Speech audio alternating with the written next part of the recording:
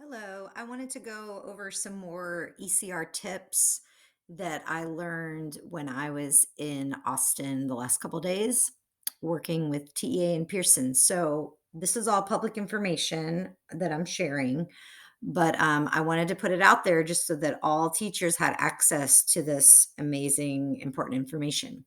So, these are kind of the best tips that I kind of went through my notes of what, in my head of what I took from the rubric and things like that. And I just, these are the tips that I wanted to share that is part of the public information that can be shared. So, okay, and I kind of wrote out my notes just to help me. So the ECR should be focused on the central idea. Everything else has to support it. If it doesn't support that central idea, then basically it weakens it. And so these are the kinds of things that they look at that would take it away from a three. Okay. So think about when you're teaching this, you want to teach lessons where the students are identifying central ideas, as well as when they're writing, they should be starting with their central idea. Now, I also want to note that it could have a central idea that doesn't come into play until the end. And even if it comes in at the end, if it is supported, it could still be a three. So it doesn't necessarily have to be at the beginning, as long as it's there. So it also needs to flow from one point to another. That's something that we really need to teach students. And one way to do this is by having, and we did see examples like this where they added meaningful transitions. And you can see these yourself if you pull up the scoring guide. So the scoring guide was released. There's one scoring guide for third to fifth grade, and there's another scoring guide for sixth to eighth grade. So if you pull that up, I would highly recommend analyzing that and looking at why it got the score that it did. I am going to be talking about one of the examples from that scoring guide in this video, and I also have made another video previously that kind of goes through the scoring guide. One of the things we started off when we went to this the when we went with Pearson and TEA, one of the first things we did is we analyzed the rubric and the scoring guide. So that we spent hours doing that. So I would recommend that really helped me to understand what the ECR is all about. So another way that students can have the writing flow and have a good organization and get a three out of that organizational category is if they have really strong sentence construction. So they don't necessarily have to have transitions. One way is they could have transitions. Another way is just by the way that they form their sentences, it can lend itself to having the ideas flow from one point to another. It does not need to be error free. It is looked at as a draft, not a polished piece, but it does need to be as clear and correctly written as possible. It can be argumentative or informational. So we're talking about the type of writing. They do use the word composition. So make sure that your students know that when they see that word composition, it means an essay, and it will have the bullet points to remind them when they see those bullet points, that means that they are writing an ECR. So it can either be an argumentative where they are stating their opinion, or it can be informational, responding to any type of genre, answering a reading question. So the genre that they read could be fiction, it could be nonfiction, it could be poetry, it could be drama, it could even be a double passage. Now, they did say that if it is a question on a double passage, it will only have a question on one of the passages, and the evidence would only be pulled from one passage. Now, this is for fourth grade. If it is sixth grade and up, it can be a question on both passages. For example, it could be compare and contrast the characters in both passages, or choose a character that, in your opinion, has this trait. So that is fair game for sixth grade and up. But for fourth, they decided that it would only be on one passage. There are going to be four passages. This has been released in the blueprint, so this is all public information. 4 passages, 2 of those are going to be paired, 2 are revising, and 2 are editing. So if you add those up, that equals 8. In previous years, we've had 6. So a lot of people are freaking out about this, but if you really read the blueprint, it says that it's the same length test. So what that means, and this was confirmed by Pearson and TEA over the last few days, is that the passages are definitely shorter. So they are way shorter than what we've seen before. So it ends up being the same length as before. It just has more passages that are shorter. Okay. Typos. We did have discussion about typos. Typos do not count. For example, like if it's an extra random letter or they forgot to put a space after a period or, other types of typing keyboarding errors. Those are not considered part of conventions.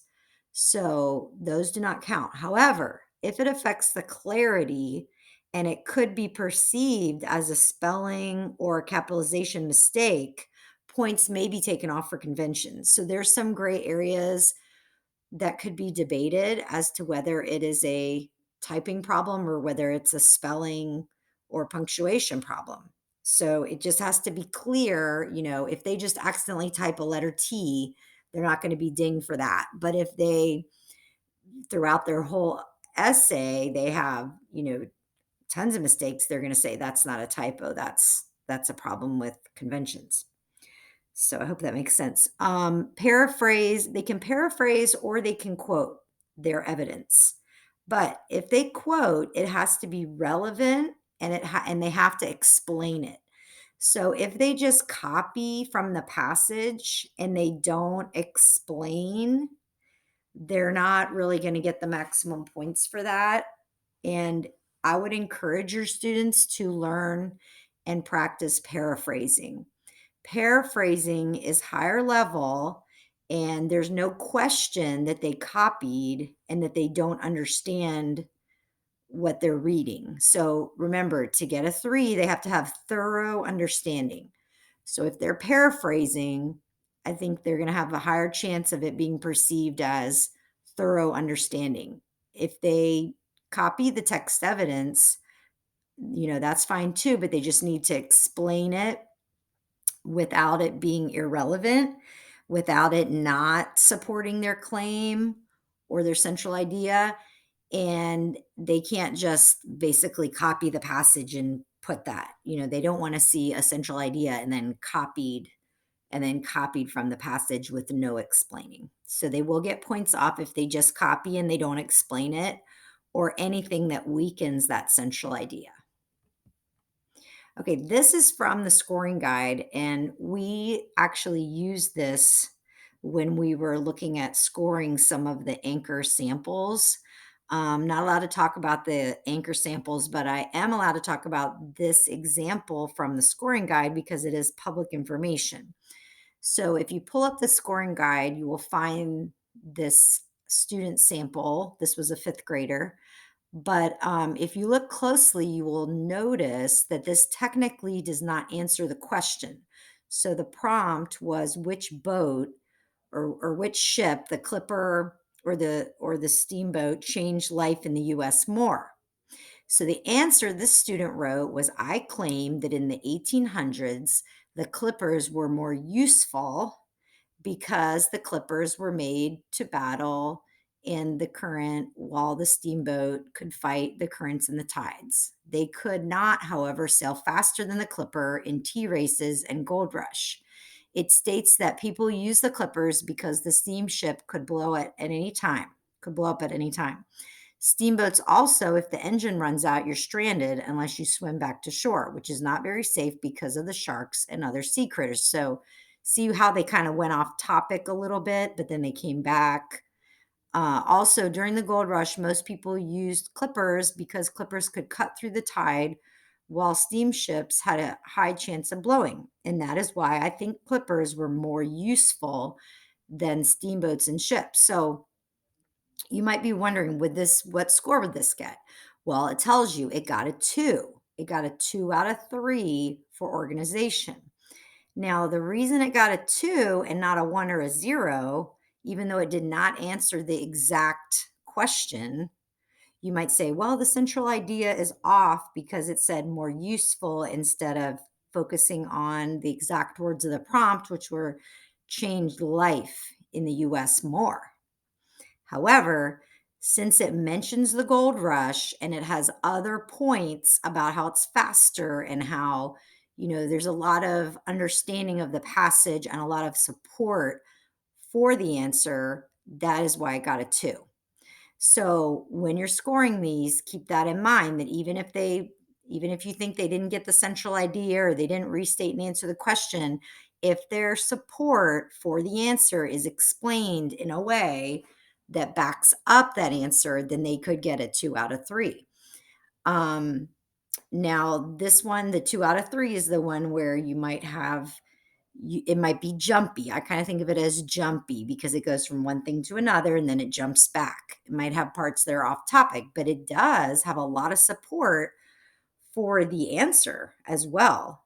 Even though it has some off topic parts, they're giving credit on what it does have.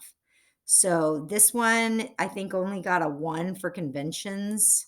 I don't remember the exact score, but that's definitely more of a weakness is the conventions than the organization. So for organization, it got a 2, and I believe it got a 1 for conventions. It got a 1 because there's words missing, there's periods missing. You kind of have to stop and go back and reread. There's parts that are not clear, but it's not a 0 to the point where you can't understand it at all. So that's just always go back to that scoring guide when you're looking at how to score something. Okay, and these are just some links. I'll also link these in the video. So I'm going to be posting more videos. I have a Facebook page. You can follow me, Teaching RLA with Carlin Liborio.